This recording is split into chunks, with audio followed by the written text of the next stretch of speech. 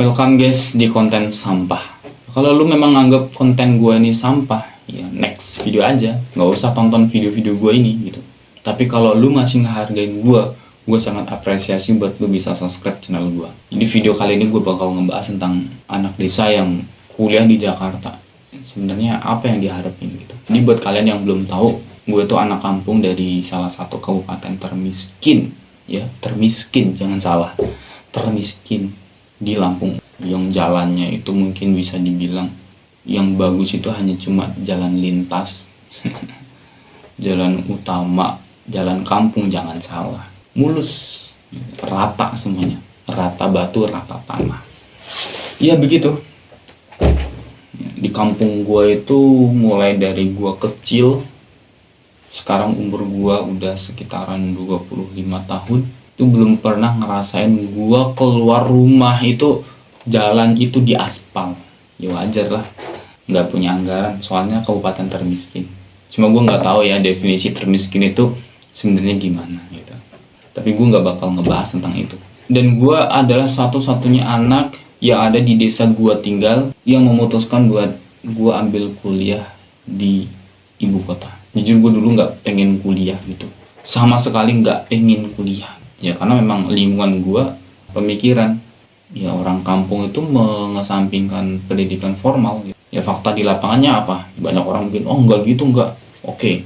Dari 23 teman-teman yang ada di kelas gue itu SD ya, yang apa cukup SD aja gitu, maksudnya cukup SD aja pendidikannya itu ada. Yang lanjut ke SMP terus berhenti nggak selesai itu ada. Terus yang cuma sampai SMA juga ada. Nah yang lanjut ke kuliah itu dari 23 itu cuma 4 orang yang ambil kuliah. Lu bayangin semenganggap apa orang kampung atau orang desa itu tentang pendidikan formal, anggap gak penting. Nah, iya mereka juga ini walaupun nggak semuanya ya, tapi kebanyakan begitu anggapannya. Ya udah yang penting lu bisa ngelola aset lu, karena di sini rata-rata itu tanah gitu kan. Lu bisa ngelola aset lu atau lu bisa buruh kerja, lu ngasihin uang, ya udah cukup. Makanya nggak penting tuh nggak penting itu buat lu ngajutin sekolah tuh nggak penting. Dan gue satu-satunya anak yang tinggal di daerah gue yang memutusin buat gue kuliah di ibu kota. Jujur banyak banget pertimbangan kenapa gue ngambil kuliah di ibu kota, terus apa yang gue harapin gitu setelah gue kuliah di ibu kota. Di Lampung tuh nggak ada universitas bagus, itu enggak. Banyak kok, kayak UIN, Unila, UBL, yang terbaru itu ada ITERA. Bahkan ITERA itu katanya binaan langsung dari ITB gitu, ngambil dosennya dari ITB, itu ditaruh di ITERA gitu. Bahkan beberapa mahasiswa yang ada di ITB itu ditaruh di ITERA. Bagus, jujur bagus banget gitu. Dan memang itu diprediksi bakal mau ngalahin kampus-kampus yang udah lama berdiri di Lampung. Sebenarnya keputusan gue milih itu ya karena memang gue punya pemikiran orang-orang cerdas atau ahli itu tempatnya di Jakarta. Lu bayangin aja, head office-nya semua perusahaan yang ada di Indonesia, kantornya semuanya di Jakarta. Semuanya di Jakarta. Pusat pemerintahan semuanya di Jakarta. Parpol gitu, itu partai politik yang banyak banget itu, yang menurut gua nggak tahu bermanfaat buat rakyat atau enggak, itu juga kantor pusatnya di Jakarta gitu. Kantor pusatnya di Jakarta. Ya sebenarnya ini alasan klasik sih, maksudnya udah umum gitu, banyak orang juga punya pandangan yang sama kayak gue gitu. Tapi gue berpikir kembali, ini kalau gue bisa relationship dengan mereka, ini efek ke cara pola pikir gue ini bakal beda banget dari orang-orang yang lain.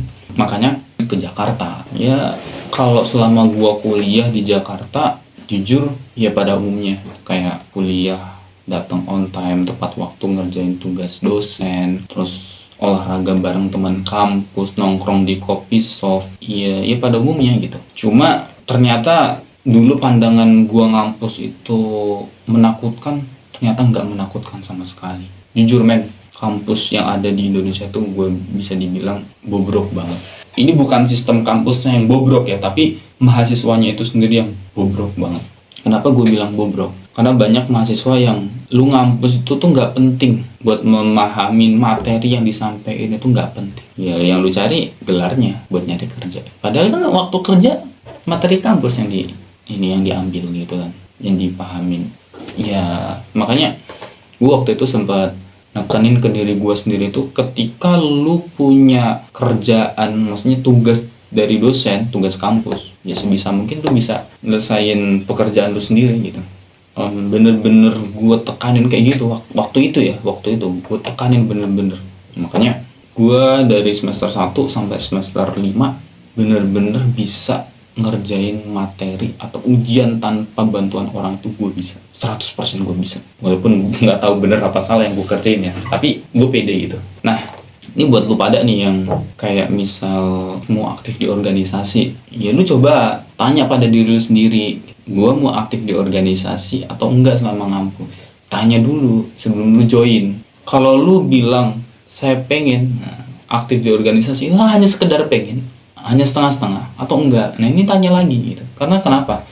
Ini kalau lu cuma sekedar ikut-ikutan aja tanpa ada ambisi jadi jajaran orang penting di organisasi itu, ya itu hanya lu buang-buang waktu, ya kan? Lu buang-buang tenaga, lu buang-buang biaya, bahkan perkuliahan lu selama 3,5 tahun kalau lu S1 bakal terganggu banget. Dan lu ketika selesai kuliah lu nggak jadi apa-apa, jujur banget ini. Terus gimana harusnya? Ya itu, karena gini, selama lu masa kuliah 3,5 tahun ini adalah waktu yang menurut gue tuh yang sangat krusial gitu. Makanya lu harus bisa arahnya kemana. Kalau lu mau aktif organisasi, lu pastiin lu bisa jadi jajaran orang penting biar lu dapet ilmunya. Karena kalau lu masuk organisasi, ilmu yang lu dapetin apa? Kayak ilmu negosiasi, ilmu kepemimpinan, ilmu, mohon maaf ya, ilmu dua muka. Itu penting, di organisasi itu penting, ilmu-ilmu seperti itu. Nah itu lu dapetin ketika lu jadi jajaran orang penting di organisasi itu. Kalau lu cuma jadi anggota, ya cuma jadi budak gitu loh. Cuma jadi budak serius-serius. Sehingga apa, buang-buang waktu lu.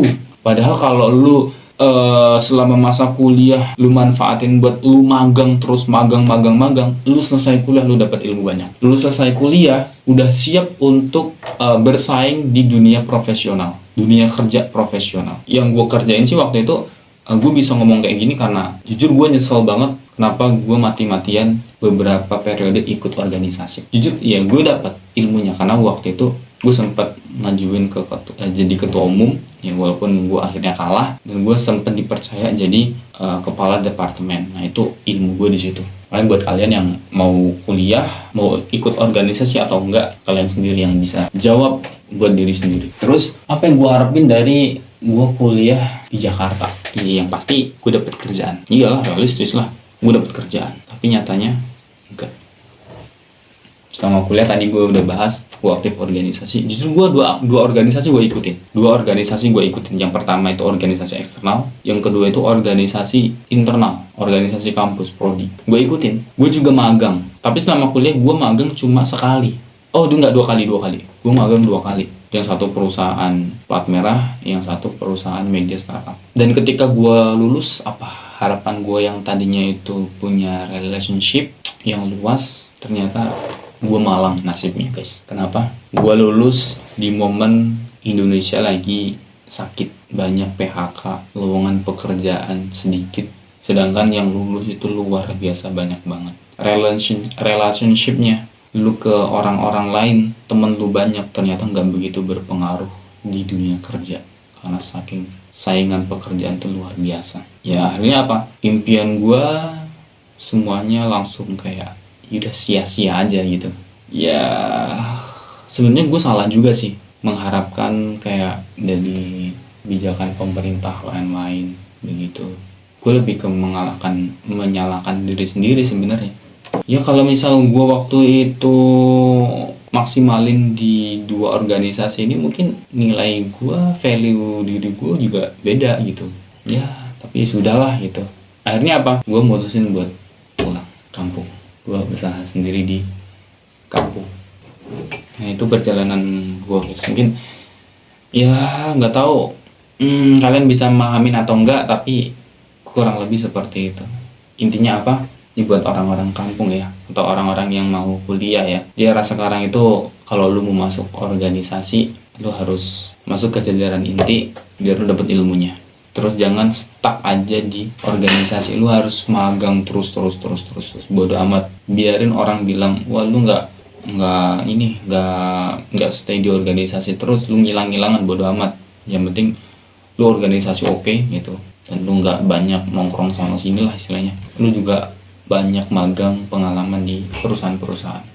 Lebih baik sih perusahaan startup ya, jangan perusahaan yang sifatnya itu kayak yang udah gede gitu, manajemennya udah bagus. Kurang pengalamannya kurang. Begitulah kurang lebih. Mungkin itu aja video dari gua gitu, yang memang sampah banget ya videonya ya, tapi ya udahlah, itu dari gua. Bye, the next video and see you.